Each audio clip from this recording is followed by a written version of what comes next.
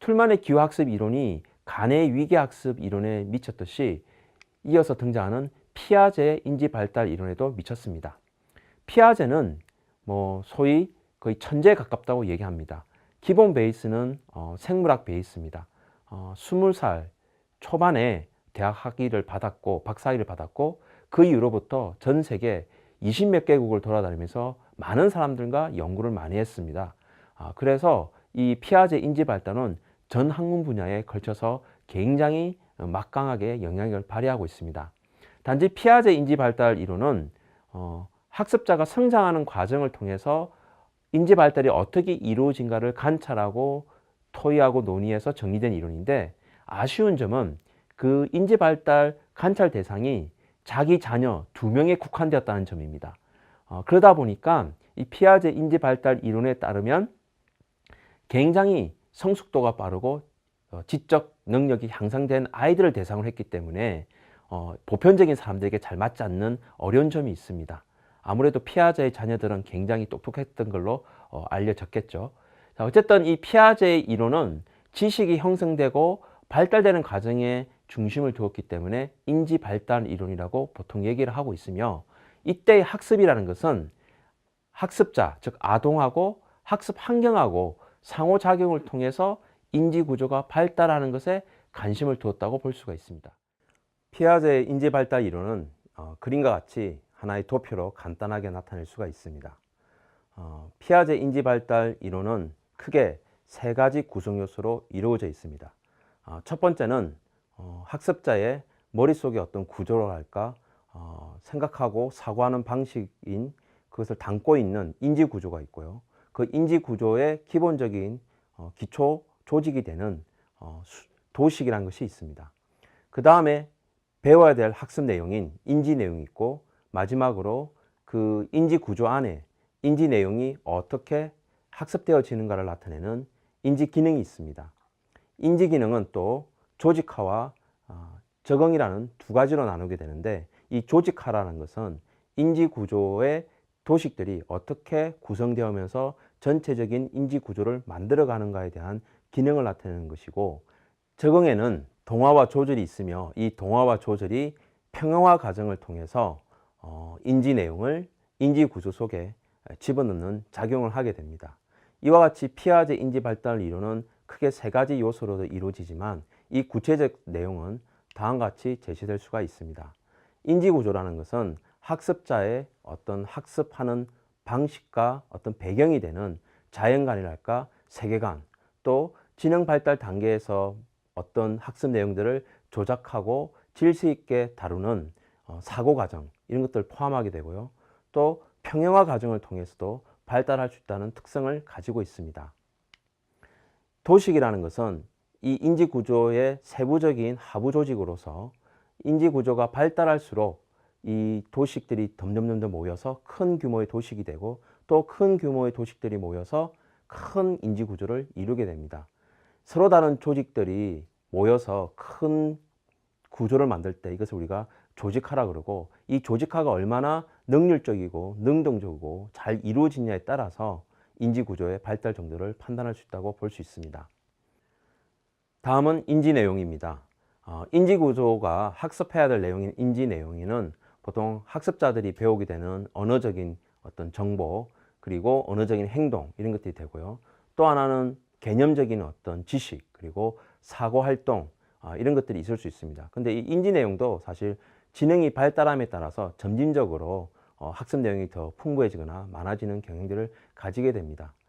또 도식을 가식적으로 표현하게 하는 능력까지도 포함하는 것을 인지 내용이라고 합니다. 이 표현력이라는 것이 최근에 굉장히 중요하게 다루어지고 있는데, 이 피아제 이론에 의하면 이런 표현하는 능력까지도 학습돼야 될 내용이라고 판단하고 있습니다.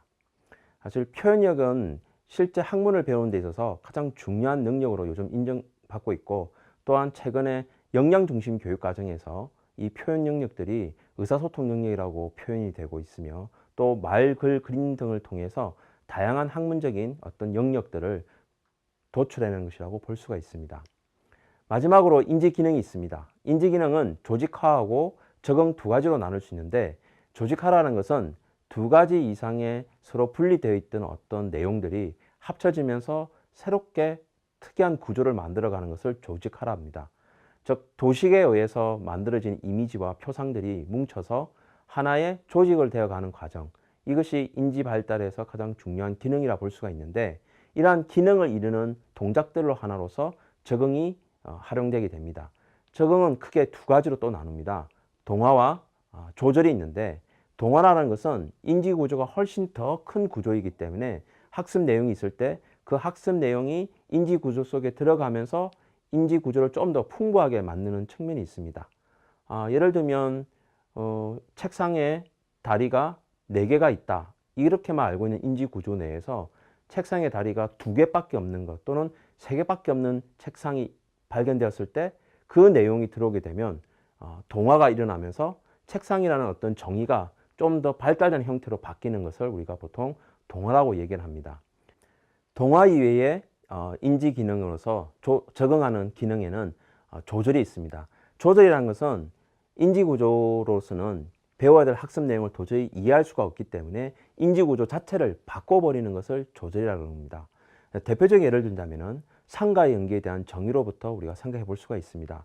초등학교 때 상과 연기라는 것은 어떤 색깔의 변화, 신맛과 쓴맛의 이런 차이 정도로서 우리가 보통 얘기를 하고 있지만, 중학교에서는 상과 연기를 나타내는 어떤 이온들로 설명하고, 고등학교 가면 전자이동으로 설명하게 됩니다. 그렇게 인지 구조를 발달시켜 나가는 것은 배워야 될 학습 내용들의 상과 연기에 관한 물질들이 더욱더 다양하게 많아지기 때문입니다. 이와 같이 학습해야 될 내용이, 인지 내용이 훨씬 더 큰 경우에 인지 구조를 그 학습 내용에 맞춰서 바꿔가는 과정을 우리가 보통 조절이라고 얘기하게 됩니다. 그럼 이와 같은 인지 기능들이 어떻게 그러면 지능을 발달시키느냐, 인지를 발달시키느냐, 그 과정에 대한 설명이 필요합니다. 이 설명을 우리가 평형화 과정을 통해서 이야기해 볼 수가 있습니다. 평형화 과정이라는 것은 인지 구조하고 학습 내용이, 인지 내용이 균형 있게 서로 주고받으면서 아무런 무리 없이 이해될 수 있을 때를 우리가 평형화라고 얘기합니다. 그런데 비평형화라는 것은 둘 중에 어느 하나가 어긋나서 도저히 이해할 수 없는 상태가 될 때 이것을 비평형화 과정이라고 합니다. 그럼 어떻게 이렇게 비평형화와 평형화 과정을 통해서 지능이 발달되는지 그 순서를 한번 알아보도록 하겠습니다.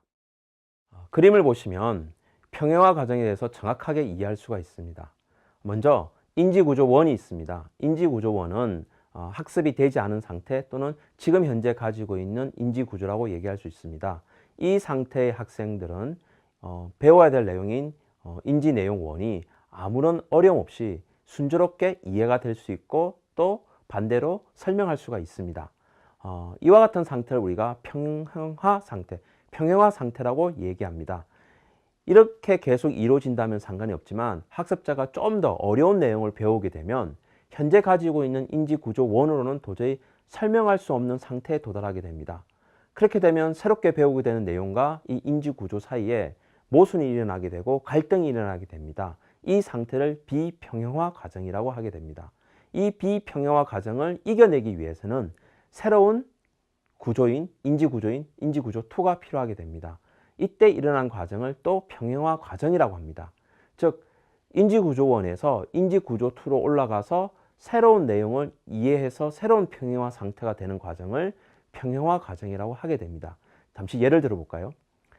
단순하게 인지구조가 의자의 다리는 4개다 라는 생각을 가지고 있는 학생이 있다고 칩시다. 그렇게 되면 배우는 내용도 다리가 4개인 의자들만을 다루게 될 것입니다. 아무런 문제 없이 평형화 상태를 이루고 있는 거죠. 그런데 만약에 다리가 1개밖에 없는 또는 3개밖에 없는 의자를 학습하게 된다면 이 학생은 기존의 인지구조로는 그 의자를 설명할 수가 없습니다. 그럴 경우에는 이 인지구조를 상승시켜서 또는 평형화 과정을 통해서 새로운 인지구조를 받아들여야 됩니다. 그때 인지구조는 아무래도 의자의 기능적인 측면에 두어서 다리 개수가 아닌 사람이 앉을 수 있는 기능을 가진 것을 의자라고 한다는 인지구조로 발전하게 되면 자연스럽게 새로운 내용인 의자의 다리가 1개밖에 없는 것들을 이해할 수가 있게 되겠죠. 이와 같이 이루어지는 것을 평형화 상태 또는 평형화 과정을 통해서 이루어졌다고 얘기하게 되는 것입니다. 이와 같은 단계를 통해서 지능 발달을 하게 되는데 피아제는 이 지능 발달 단계를 크게 4가지 단계로 나누었습니다. 이 4가지 단계는 나이 순에 따라서 신체적 성숙에 따라서 일어나기도 하지만 학습에 의해서도 충분히 발달할 수가 있습니다. 피아제가 나눈 이 4개의 단계는 보편적으로 일반적인 사람들의 나이로 생각할 수도 있지만 피아제의 이론 자체가 관찰 대상이 자신의 자녀들을 대상했기 때문에 모든 사람에게 적용하기는 어렵습니다. 실제적으로 어떤 연구에 의하면 오늘날의 현재의 대학생들도 지금 현재 형식적 조작기에 도달하지 못한 학생들도 굉장히 많다고 알려져 있습니다. 따라서 이 4가지 지능 발달 단계에 해당하는 특징을 잘 못 갖고 있다고 해서 낙담하거나 실망할 필요는 없습니다. 그렇지만 보편적으로 봐서는 형식적 조작기에는 성인이 되면 도달하고 있어야 된다는 것입니다. 좀 더 자세히 알아보도록 하겠습니다. 먼저 0세에서 2세 사이는 감각 운동기입니다. 이때는 본능적인 반사 행동만 일어나기 때문에 주변 상황에 대한 인지도 부족하고 자기 눈앞에 보이는 것만 인식하게 됩니다. 이 중에서 가장 중요한 특징인 대상 영속성이라는 것이 있습니다. 이거는 눈에 보이는 것만 인식하고 눈에 보이지 않으면 그것이 없다고 생각하게 되는 것입니다. 우리가 보통 아기들을 보면 우리가 수건으로 얼굴을 가렸다가 내비치면서 까꿍 할 때가 있습니다. 그러면 아이들이 굉장히 절거합니다. 바로 이러한 단계, 전체적인 어떤 연속성을 잘 이해하지 못할 때 이때 나타나는 특징들이 바로 감각 동작기에 나타나는 형태라고 볼 수가 있습니다. 다음으로 전조작기가 있습니다. 전조작기는 보통 유아 단계라고 볼 수 있습니다. 이 유아 단계에서는 우리가 보통 유치원을 다니는 단계가 되겠죠. 이 유치원을 다닐 때 아이들의 가장 특징은 뭐냐면은 자기 중심성을 갖고 있다는 것입니다. 세상이 자기를 중심으로 돌아가기 때문에 다른 주변을 고려하지 않고 자기 것만 중요하게 다루게 됩니다. 보통 우리가 어른들이 나이가 들어서 자기 중심적으로 사고하는 사람들을 우리가 유아기적 발상을 한다 이런 얘기를 하잖아요. 바로 이 전조작기에 해당되기 때문입니다.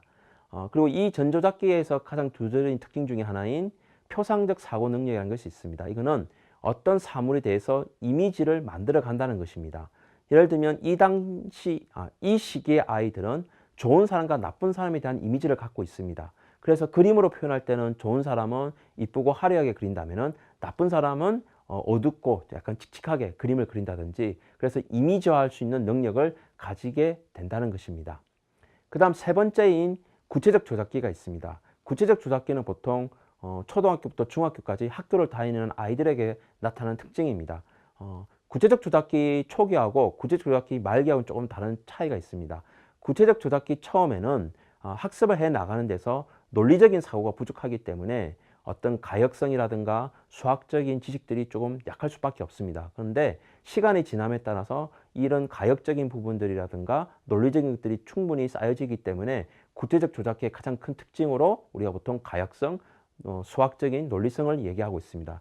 여기서 가역성이라는 것은 어떤 것이냐면은 비커에 담았던 물을 수조에 옮겼을 때 그 물의 양이 같은지 아닌지를 찾아내는 능력을 얘기합니다. 그래서 초등학교 저학년 같은 경우는 구체적 조작기에 이제 들어섰기 때문에 그것을 잘 구분하지 못하지만 중학교 정도 넘었으면 가역성 정도는 충분히 이해할 수가 있어서 그런 점에 어려운 점이 없습니다. 마지막으로 형식적 조작기가 있습니다. 형식적 조작기는 보통 고등학생 정도 또는 중학교 고학년 정도에서 가지게 되는 능력입니다. 이때 가지는 능력은 앞에서 얘기했던 모든 능력들의 어려움을 겪어내고 또 새로운 능력인 형식적인 사고가 가능합니다. 형식적이라는 것은 법칙을 다룬다든가 공식을 다룬다든가 이런 부분들이 가능하고요. 또 여러 가지 지식들을 조합해서 새로운 지식을 만들어낼 수 있는 능력을 가지게 되는 것입니다. 이와 같이 피아제는 4개의 단계로 나눴기 때문에 학생들마다 또는 학교급마다 각기 다른 발달 단계를 가지고 있다고 볼 수가 있습니다. 사실 피아제가 지능 발달에 대해서 관심을 가지게 된 계기가 있습니다. 피아제가 어린 시절에 이제 박사학위를 받고 나서 취업을 했는데 취업했을 때 그 당시가 1차 세계대전이 발발했을 때입니다. 그래서 피아제의 직업이 뭐였냐면 아무래도 심리학을 했기 때문에 병사를 선발하는 과정에서 투입이 되었었다고 합니다. 그래서 그 병사를 선발할 때 병사가 과연 상관의 명령을 잘 받아서 움직이느냐, 그리고 총을 쏠 때 잘 쏠 수 있느냐, 그리고 명령에 따라서 원하는 방향으로 쏠 수 있느냐. 그래서 논리 수학적인 지능, 그리고 공간적인 지능, 그리고 언어 지능. 이게 오늘날의 IQ 검사의 기본적인 바탕이 된 거죠. 그와 같은 굉장히 많은 사람을 면접하고 면담을 하면서 사람마다 발달 단계가 다르다는 걸 알게 되었고, 그에 따라서 자기 자녀들을 대상으로 성장함에 따라서 이걸 살펴봤기 때문에 이 이론이 하루아침에 만들어진 것이 아니라 굉장히 오랜 시간 동안 이루어진 이론이라고 볼 수가 있는 것입니다.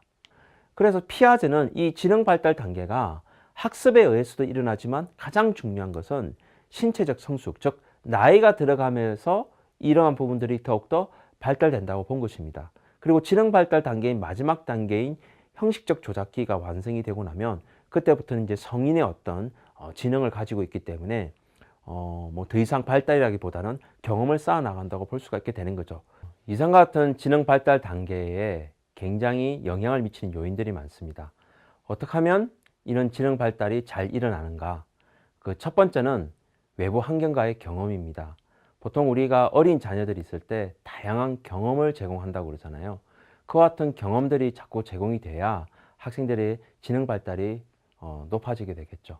그래서 보통 이러한 경험들은 논리 수학적인 경험도 중요하지만 어떤 신체적 경험 또는 주변을 인식할 수 있는 인문 사회적인 경험도 당연히 중요할 것입니다. 그렇지만 이 피아제는 논리 수학적 경험에 훨씬 더 초점을 두었다고 볼 수가 있습니다. 두 번째로 사회 문화와의 상호작용을 둘 수가 있습니다. 사회 문화와의 상호작용은 형식적 사회와 비형식적 사회로 나눌 수 있는데, 여기서 보통 형식적으로 얘기하는 것은 학교 교육을 얘기합니다. 학교 교육 내에서 정해진 커리큘럼, 교육 과정에 따라서 수업하고 정해진 시간에 이루어지는 학습을 보통 형식적이라고 그러고, 그 형식적인 곳에서 학생들 또래 집단하고 일어나는 것을 형식적 사회라고 얘기하는 것입니다. 그렇다면 비형식적인 것은 학교를 벗어나서 과학관이라든가 또는 박물관, 그리고 캠프 활동 또는 동아리 활동, 이와 같이 정해진 어떤 틀이 아닌 다양한 방식으로 이루어지는 상호작용을 비형식적 사회화라고 얘기합니다. 세 번째는 성숙입니다. 지능 발달에서 중요하게 다루고 있는 것 중에 하나가 신체적 성숙입니다. 앞서 지능 발달 단계에서 얘기했듯이 어린아이가 어른이 돼 갈수록 지능이 발달하게 되고 다양한 경험들이 쌓이면서 심리적으로 성숙하고 또 유전적인 어떤 영향을 받아서라도 이런 신체적 성숙에 의해서 지능 발달이 이루어진다고 볼 수가 있습니다. 네 번째는 평형화 과정입니다. 앞서 얘기했던 이 평형화 과정이 굉장히 많이 이루어지고 또는 인지구조 발달이 더욱더 고차원적으로 발달하기 위한 어떤 좀 잘 돼 있는 또는 조직화되어 있는 평형화 과정을 겪을수록 지능 발달이 이루어진다는 거죠.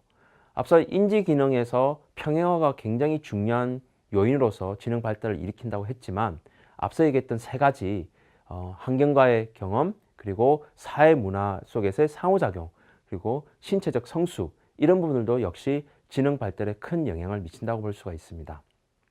지금까지 피아제 지능 발달 이론에 대해서 알아봤는데, 현실적으로 이와 같은 지능 발달 이론은 어떻게 오늘날의 교육에 적용되어야 되는가, 이게 더 중요하다고 볼 수가 있겠죠.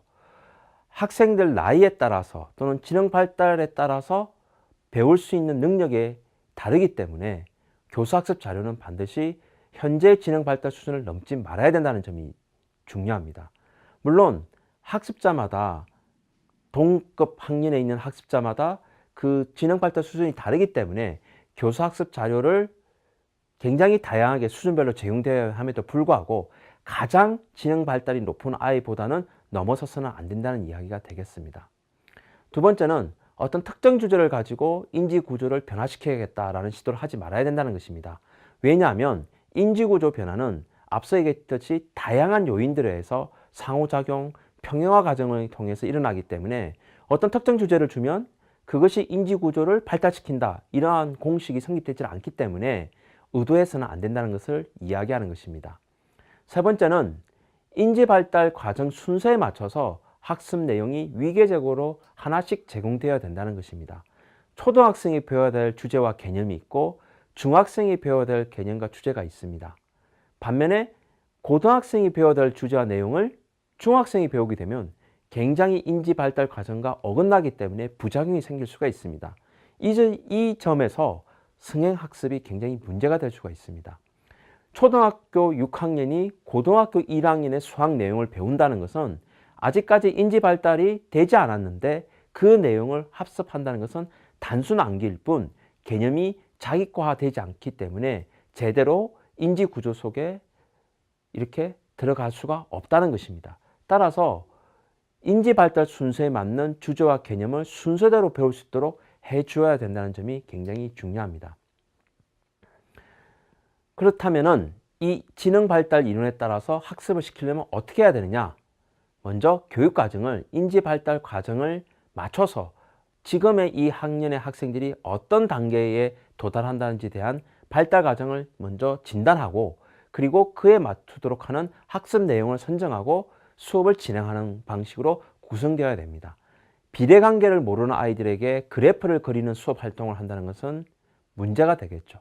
따라서 지금 현재 이루어지고 있는 학교 내의 어떤 교육 과정들은 그와 같은 인지 발달 과정을 고려해서 각 단계별로 수업 활동이 이루어지고 있다고 볼 수 있습니다.